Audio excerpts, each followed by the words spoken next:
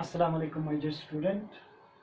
आज हम बात करते हैं कि स्ट्रक्चर ऑफ माइक्रोस्पोर्स या स्ट्रक्चर ऑफ पोलन ग्रेन्स के ऊपर। इससे पहले हम थोड़ा रिकैप कर लेते हैं जो हमने पहले पढ़ा उसको। देखो, पोलन ग्रेन फॉर्मेशन कहाँ से होते हैं। स्पोरेंजिनियस जो टिश्यू होते हैं वो माइटोटिक डिवीजन करते हैं, जिसकी वजह से वहाँ पे बहुत सारे सेल्स बनते हैं। उसमें से कुछ सेल्स जो है माइक्रोस्पोर्स मदर सेल्स या पोलन मदर सेल्स बन जाते हैं। वो क्या करते हैं, मियोटिक डिवीजन करते हैं, जिसकी वजह से हमें क्या बनते हैं, वहाँ पे पोलन ग्रेन्स बनते हैं। अब हम देखते हैं स्ट्रक्चर ऑफ पोलन ग्रेन्स या स्ट्रक्चर ऑफ माइक्रोस्पोर्स। देखो, पोलन ग्रेन्स का दो मेन लेयर होता है। जो आउटर मोस्ट जो लेयर होता है उसको एक्सैन कहते हैं, जो इनर मोस्ट लेयर होता है उसको इंटाइन कहते हैं। एक्सैन जो होते हैं वो डिसकंटिन्यूअस होते हैं, इंटाइन जो होते हैं वो कंटिन्यूअस लेयर होते हैं। ठीक है, अब देखो, एक्सैन के बीच में कुछ गेप्स होते हैं, यहाँ पे एक्सैन प्रेजेंट नहीं होते हैं, उसी को हम कहते हैं जार्म पोर्स। ठीक है, यहाँ से ही बाद में क्या बनेंगे, हमें पोलन ट्यूब बाहर आएंगे यहाँ से। ठीक है, अब देखो, एक्सैन डिसकंटिन्यूअस लेयर है। ये किस चीज का बना होता है, एक कंजुगेटेड कंपाउंड्स का बना होता है, और उस कंजुगेटेड कंपाउंड्स का नाम होता है स्पोरोपोलेनिन। ये स्पोरोपोलेनिन जो होता है हाईली रेजिस्टेंट इन नेचर होता है। ये हाईली टेम्परेचर में रेजिस्ट करते हैं, चाहे एसिडिक एनवायरनमेंट हो या बेसिक या कुछ और एनवायरमेंटल कंडीशंस हो, उसमें ये रेजिस्ट करते हैं, ये डिग्रेड नहीं होता है।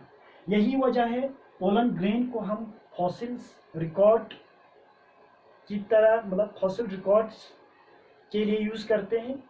ठीक है, क्यों? क्योंकि देखो, 100 ईयर एगो का जो पोलन्स आज हमारे पास प्रेजेंस होता है वो डिग्रेड नहीं हुआ होते हैं। क्यों? क्योंकि इसका जो आउटरमोस्ट लेयर होता है वो हाईली रेजिस्टेंट होता है। अब इसके बाद जो इसका इनर लेयर जो होता है उसको कहते हैं इंटाइन। ये कंटिन्यूअस लेयर है और ये सेलुलोज का बना होता है। ठीक है, जब ये पोलन ग्रेन किसी स्टिग्मा के ऊपर लैंड करेगा तो क्या होगा, जो स्टिग्मा के ऊपर जो लिक्विड सब्सटेंस रहता है, जो स्टिग्मा सिक्रीट करते हैं, उसको एब्जॉर्ब करते हैं। उसकी वजह से क्या होता है, ये बाहर निकलने लगता है in the form of pollen tube. कहाँ से निकलते हैं, जार्म पोर से। इसके बाद देखो, साइटोप्लाज्म, पोलन ग्रेन का जो साइटोप्लाज्म है इसमें वैक्यूल्स होते हैं, बहुत सारे वैक्यूल्स होते हैं छोटे छोटे सेल्स का, और इसमें फुट रहते हैं। जो प्लांट सेल में जो फुट रिजर्व जो फुट रहते हैं वो in the form of starch रहते हैं। अगर हम एनिमल का बात करें, एनिमल में जो फूड जो स्टोर रहते हैं in the form of glycogen, हमारे लीवर में स्टोर रहते हैं। अब देखो, इसमें और एक कंपाउंड्स होते हैं, फैटी एसिड होते हैं। ये जो फैटी एसिड होते हैं अनसैचुरेटेड इन नेचर होता है। इसका जो मेन फंक्शन होता है, इस पोलन के अंदर जो यहाँ पे जो क्रोमोसोम्स है, जो जेनेटिक मटेरियल है, उसको रेडिएशन से बचाता है। देखो, रेडिएशन क्या करते हैं, हमारा जो जेनेटिक मटेरियल है उसमें नाइट्रोजनस बेस होता है। आप लोगों ने सुना होगा, एक होता है प्यूरिन और पैरामिडीन्स, और इसके अलावा शुगर भी होते हैं, फॉस्फेट्स भी होते हैं। इनके बीच में हाइड्रोजन बॉन्ड्स होता है और इनमें फॉस्फोडाइस्टर बॉन्ड्स होता है, ग्लाइकोसाइडिक बॉन्ड्स भी होते हैं। अब क्या होते हैं, जब रेडिएशन पड़ते हैं हमारे क्रोमोसोम्स के ऊपर तो इनमें इन बॉन्ड्स का क्या होता है, ब्रेक होता है। बॉन्ड्स जब ब्रेक हो जाएंगे वहां पे फ्री रेडिकल्स बनेंगे, इसकी वजह से क्रोमोसोम्स में चेंज आएगा, उसी को हम कहते हैं म्यूटेशंस। ठीक है, जब ये क्रोमोसोम्स में चेंज आएगा तो इससे जो ऑफस्प्रिंग बनेगा, फर्टिलाइजेशन होने के बाद जब ऑफस्प्रिंग बनेगा तो उसमें चेंजेस आएंगे, वेरिएशंस आएंगे। इससे बचाने के लिए यहाँ पे एक कंपाउंड्स होता है अनसैचुरेटेड फैटी एसिड। ठीक है, ये क्या करते हैं, प्रिवेंट करते हैं, इसको रेडिएशन से बचाते हैं। ठीक है, इसके बाद देखो, जार्म पोर्स, यहाँ से पोलन ट्यूब्स आएंगे, बाद में बन जाएगा। अब देखो, मेजोरिटी जो मोस्ट जो पोलन ग्रेन्स होता है उसमें जार्म पोर्स जो होते हैं 3 होते हैं। जब 3 होंगे, ट्राई हम किसको कहते हैं, 3 को कॉल्पेट्स मतलब पोर्स को कहते हैं। ठीक है, अब देखो, कुछ पोलन ग्रेन ऐसे भी होते हैं जिनमें क्या होते हैं, यूनि होते हैं, सिंगल कॉल्पेट होते हैं या बाई कॉल्पेट्स होते हैं। लेकिन ज़्यादातर एंजियोस्पर्मिक जो प्लांट्स में देखा गया है यहाँ पे ट्राइकॉर्पेट्स होते हैं। ठीक है, अब इसके बाद ये पोलन ग्रेन जो है इसका स्ट्रक्चर सेम नहीं होता है, अलग अलग स्पीशीज ऑफ प्लांट्स में इसका अलग अलग शेप होता है। ठीक है, लेकिन ज्यादातर एंजियोस्पर्मिक प्लांट्स में देखा गया है कि इसका सिफरिकल शेप होता है। ठीक है, अब इसके बाद देखो डेवलपमेंट ऑफ मेल गेमेटोफाइट्स। अब पोलन ग्रेन तैयार है एंथर के अंदर, अभी इसमें कैपेबिलिटी नहीं है कि ये पॉलिनेशन कर पाए, अभी इसको डेवलप होना है और इसी को हम कहते हैं डेवलपमेंट ऑफ मेल गेमेटोफाइट्स। इसमें क्या होता है, देखो सबसे पहले इसमें दो हेडिंग पे हम इसको पढ़ेंगे। प्री पॉलिनेशन डेवलपमेंट, मतलब पॉलिनेशन से पहले इसमें जो डेवलपमेंट होता है इसमें क्या क्या होता है। देखो ये पोलन ग्रेन्स हो गया हमारा, ठीक है, ये एक्साइन हो गया, ये इंटाइन हो गया, ये इसका न्यूक्लियस हो गया, ये पोलन ग्रेन्स है। अब ये एंथर के अंदर ही है। अब क्या होंगे, ये जो न्यूक्लियस है ये शिफ्ट होंगे एक towards the plasma membrane, cell के प्लाज्मा मेम्ब्रेन की तरफ ये शिफ्ट हो जाएगा या इंटाइन की तरह ये शिफ्ट हो जाएगा। ठीक है, अब शिफ्ट होने के बाद ये डिवाइड करते हैं, एसिमेट्रिकल डिवीजन करते हैं, सिमेट्रिकल नहीं होते, एसिमेट्रिकल। एक सेल जो इसमें से बनते हैं वो लार्ज साइज का होता है, दूसरा सेल जो बनते हैं इसमें से वो स्मॉल साइज का होते हैं। ठीक है, जो लार्ज सेल्स होते हैं उसको हम कहते हैं वेजिटेटिव सेल्स, जो स्मॉल सेल होते हैं उसको हम कहते हैं जेनरेटिव सेल्स। ठीक है, अब देखो 60% एंजियोस्पर्मिक प्लांट्स ऐसे हैं जिनमें ये पोलन ग्रेन जो होता है रिलीज होता है एंथर से 2 सेल स्टेज पे। इसमें एक वेजिटेटिव सेल्स होंगे और दूसरा जेनरेटिव सेल्स होंगे। लेकिन 40% एंजियोस्पर्मिक प्लांट्स ऐसे हैं इनमें ये रिलीज होता है पोलन ग्रेन 3 सेल स्टेज पे। देखो एक वेजिटेटिव सेल्स होंगे, 2 जनरेटिव सेल्स होंगे। ठीक है, अब देखो इनका वेजिटेटिव जो सेल्स होता है ये लार्ज इन साइज होता है, इसमें वैक्यूल्स बहुत सारा होता है या लार्ज वैक्यूल्स होता है। ठीक है, इसमें न्यूट्रिशन जो रहते हैं, फूड वैक्यूल्स जो रहते हैं रिच होते हैं, बहुत सारे फूड वैक्यूल्स प्रेजेंस होता है। और जो जनरेटिव सेल्स होता है ये स्मॉल होता है और सिफ्रिकल इन नेचर्स होता है। ठीक है, देखो पोलन ग्रेन का थोड़ा याद रखना है आपको, इसका 2 लेयर होते हैं, एक्साइन इंटाइन। और एक्साइन जो होता है हार्डेस्ट इन नेचर होता है, इंटाइन जो होता है सेल्यूलोज का बना होता है। बाद में ये वाटर को एब्जॉर्ब करेगा तो ये बाहर पोलन ट्यूब की शक्ल में बाहर आ जाएगा। अब साइटोप्लाज्म में ज़्यादातर न्यूट्रिशन रहते हैं। अब जर्म पोर्स यूनि होता है, बाई होता है या ट्राई होता है। डेवलपमेंट में क्या होता है ये देखो, nucleus of the pollen grain क्या करता है, माइटोटिक डिवीजन, जिसकी वजह से 2 अनइक्वल सेल बनते हैं, इसी को हम कहते हैं एसिमेट्रिकल डिवीजन्स। ठीक है, इसके बाद ये तो 60% एंजियोस्पर्मिक प्लांट्स में क्या होते हैं, इसी स्टेज पे 2 सेल स्टेज पे पोलन ग्रेन बाहर रिलीज होते हैं। लेकिन 40% एंजियोस्पर्मिक प्लांट्स ऐसे हैं जिनमें ये जनरेटिव सेल्स फर्दर डिवाइड होंगे, माइटोटिक डिवीजन्स, इसकी वजह से यहाँ पे 2 मेल गेमेट्स बनेंगे या हम उसी को कहते हैं जनरेटिव सेल्स कहते हैं। अब जो दूसरा जो डेवलपमेंट होता है वो पोस्ट पॉलिनेशन के बाद जो डेवलपमेंट होता है।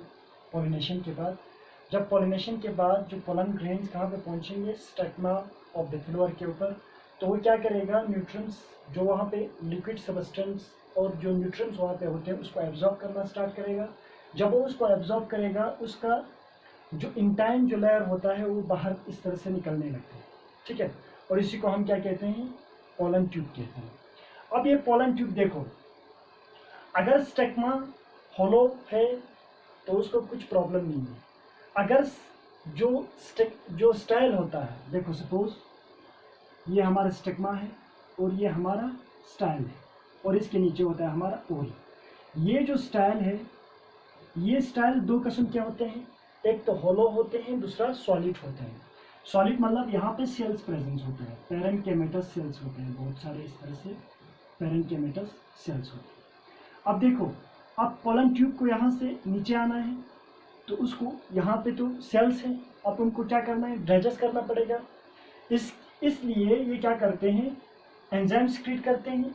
मोस्टली जो एंजाइम्स होता है वो एक तो पेक्टिनाइज होता है, दूसरा हाइड्रोलाइटिक एंजाइम्स होता है, जिसकी वजह से ये इसको डिग्रेड करते हैं और इसको हॉलो बनाते हैं ताकि ये इजीली नीचे की तरह ग्रो कर पाए, और यहाँ पे जो एम्ब्रियो सैक होता है उसकी तरह ये नीचे ग्रो करते हैं। ठीक है, अब देखो जो पोलन ट्यूब है इसका जो कवरिंग है पोलन ट्यूब का, ये किस चीज़ का बना है, ये इंटाइन का बना है। अब देखो अगर ये पोलन ग्रेन्स रिलीज हो रहा है 2 सेल स्टेज पे, तो जर्मिनेशन ऑफ पोलन ट्यूब के टाइम पे ये यहाँ पे जो एक जेनरेटिव सेल था या एक मेल गेमेट था उसको माइटोटिकली डिवाइड होना पड़ता है। 2 मेल गेमेट्स बनते हैं या 2 जनरेटिव सेल्स बनते हैं। इसको जनरेटिव सेल भी कह सकते हो आप, मेल गेमेट्स भी कह सकते हो। ठीक है, अब देखो जो यहाँ पे जो पहले जो पोलन्स में हमने देखा था वहाँ पे क्या होता था, वेजिटेटिव सेल्स, उसका साइटोप्लाज्म कंप्लीटली डिजेनरेट हो जाता है और उसका न्यूक्लियस ही रहते हैं।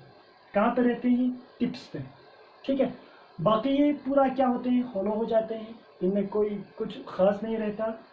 और जितने भी देखो नीचे साइड में tip of the pollen tube क्या होता है, डेंस साइटोप्लाज्म होता है। इसके ऊपर क्या बनते हैं, एक केलोस प्लग बनता है इस तरह। क्यों, क्योंकि अगर यहाँ पे कोई फ्रैक्शन आ जाए तो ये जो मेल गेमेट्स बैक फ्लो ना हो जाए, इसी से बचाने के लिए यहाँ पे क्या होता है, एक केलस प्लग बनते हैं यहाँ पे, जिसकी वजह से प्रिवेंट करते हैं back flow of this male gametes. ठीक है, अब देखो मोस्ट केस में क्या होता है, जो पोलन जर्मिनेशन होता है स्टिग्मा के ऊपर, इसमें बेसिकली एक पोलन ट्यूब निकलता है, उसको हम कहते हैं मोनोसेफेनस,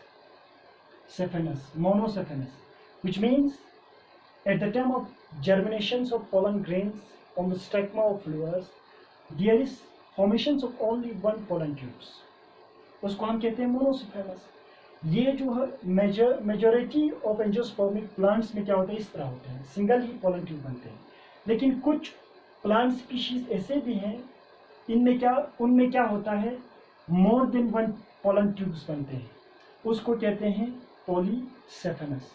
जैसे कि कुकुरबिटेसी से जितने भी जो प्लांट स्पीशीज बिलोंग करते हैं उनमें क्या होता है, मोर देन 1 पोलन ग्रेन्स क्या होता है, डेवलप होता है। ठीक है, तो ये हो गया हमारा development of male gametophyte pre and post दोनों। देखो आपको सीधा याद रखना है, प्री में क्या हो रहा था, मेल गेमेट जो है जो वहाँ पे पोलन का जो न्यूक्लियस था वो डिवाइड कर रहा था एसिमेट्रिकली।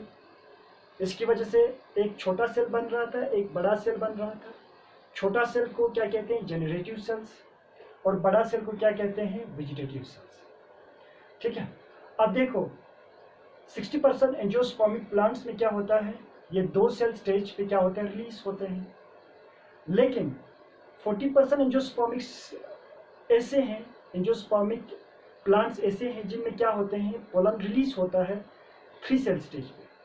तो उस टाइम पे क्या होता है, ये जो मेल जो गेमेट था या जो जनरेटिव सेल था वो फर्दर माइटोटिक डिवीजन करते हैं, जिसकी वजह से वहाँ पे क्या बनते हैं, एक वेजिटेटिव सेल, 2 जनरेटिव सेल्स।